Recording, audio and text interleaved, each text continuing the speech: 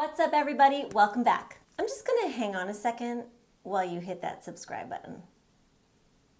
Okay, we're back. So today, as promised, I'm going to tell you all about what it's like to shoot a commercial from the booking of the commercial all the way to the wrap of the commercial at the end of the day. Make sure you go back and watch my last few videos that are all about commercials. I talk about, becoming a commercial actor and auditioning for commercials. I have my commercial reel in there. So if you are into commercials, then check them out. All right, so here we go. Let's get started. Hooray! You did it! Your agent called and said those 3 magic words. You booked it.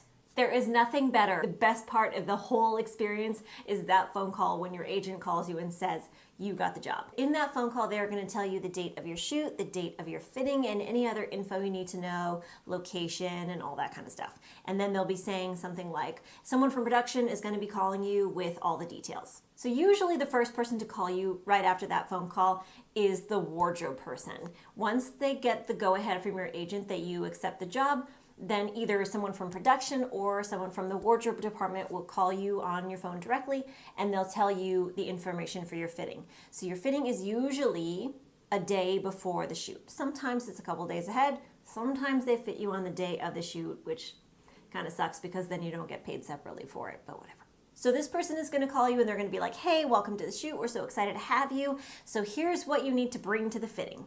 And they will give you a list of everything you own in your closet. Basically, they'll tell you to bring a nude bra if you're a female. They're going to tell you to bring shirt options, jean options, shoe options, jacket options, dress options. Like, they will tell you to bring the whole kit and caboodle. So you'll do it. You'll pack up a good chunk of your wardrobe and you'll put it in a rolly suitcase and you'll bring it to the fitting with you. Usually, that suitcase never gets opened because they have racks and racks of options for you of the clothes that they've picked out. Oh, I forgot to tell you, they're going to ask you your sizes and everything, which will already be on a piece of paper that they have, but they need to confirm it because I guess people lie about their sizes, which is dumb. So yeah, they will find out your sizes so that they can have a bunch of options for you at the fitting. When you're packing up that suitcase, yeah, bring the options that they said, but don't go overboard. Like if there is a shirt that you really love and you know looks good on you, bring it, but don't go crazy. I mean, between you and me, bringing the wardrobe is their job.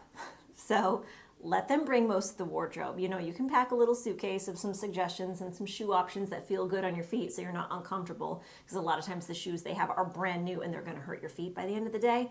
So bring some shoes that might work if you have them, but don't go crazy, I'm telling you. So when you arrive at your fitting, make sure you do fill out your paperwork because you are going to get paid for that day. Yay. So make sure you write in the time that you arrived. And then you check in with your wardrobe person and they go, okay, let's see what you brought, maybe. And they might look in your suitcase and see a couple things and go, oh, okay, cool. And then you'll probably close the suitcase and then never see it again. So the wardrobe person is going to put 3 outfits on you, maybe more, maybe less, but about 3 outfits. And then they're going to take pictures of those outfits and show them to the producers, director, client, all those people. All those people are either like in a room right there or, somewhere else in the building that they have to walk you over to, or they're like in a remote location. So the wardrobe person will take pictures and send it to them. And they have to approve all those outfits. They may or may not tell you that day, like what you're going to be wearing on set. Sometimes you arrive and then you get there and you're like, oh, okay, that's what they picked. Now here's a little trick. If there's an outfit that you really don't like, maybe you let it show on your face a little bit. Maybe when you go present it or when they take the photo, you're like, and then if there's an outfit that you really like, let that show on you. So let it really kind of light up your face so that when you get your picture taken or when you show it to them, your face is more like, and I'm telling you subconsciously, when they see those 2 outfits and they see your face, they, without even realizing what you're doing, they're going to be like, wow, that one looks better. I don't know, I like that one better, just because it makes you look happier as a person, which is what commercials are all about. So, kind of let it show. I mean, don't be a brat. I mean, don't be like, but if there's an outfit choice that you really prefer, either just tell the wardrobe person that if you're feeling comfortable with them, or, let it show on your face a little bit, and I bet you they'll pick that one. Wardrobe fittings are pretty fun and relaxed, and you get to meet everybody and kind of get to know each other before the big shoot day, and you also usually get to meet the other actors that are in the commercial and see who booked the job, so that's really cool too. And then it is the day of the shoot. It's really exciting. It's a really long day usually. It's about 12 hours and it always has a very early start, sometime around 6 a.m. So get ready for that. Set your alarm, set like 3 alarms because, oh my God, don't be the person that holds up the entire commercial shoot, please. Bring a jacket because it is always going to be cold in the morning, and if you shoot late at night, it's going to be cold. And bring a book or something, because there might be a lot of downtime, especially if you're not the only actor in the commercial. So you arrive on set, make sure you're there on time, as I always say, and you will find a PA, production assistant, or AD, assistant director, or somebody to check in with, and they will send you over to the makeup trailer right when you arrive. You do not get your own trailer for commercials. I mean, one time I did, but that's really rare. Usually you just get shoved into the makeup trailer and you have to like awkwardly find a place to put your purse and your stuff.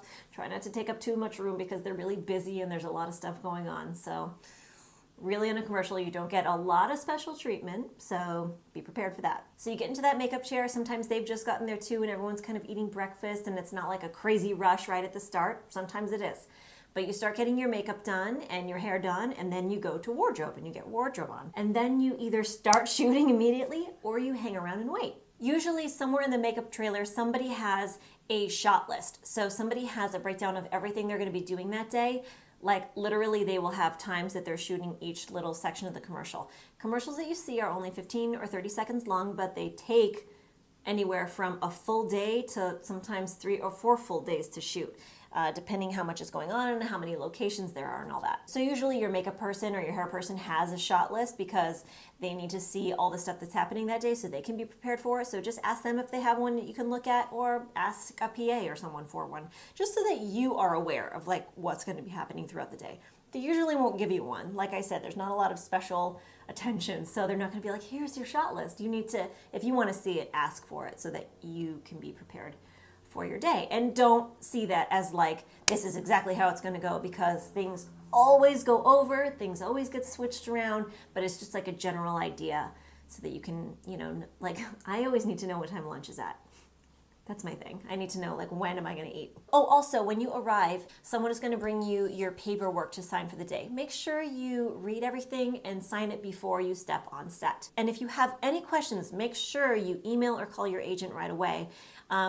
The best thing to do, my opinion, is to talk with your agent the night before and make sure that they have already seen the contract and that everything is good as gold, so that when you get there that day, sometimes it's 6 a.m. and your agent is not in yet. You should also have your agent's cell phone number if you're shooting early the next day and you need to reach them if there's any kind of emergency or anything on set that's happening that you don't like.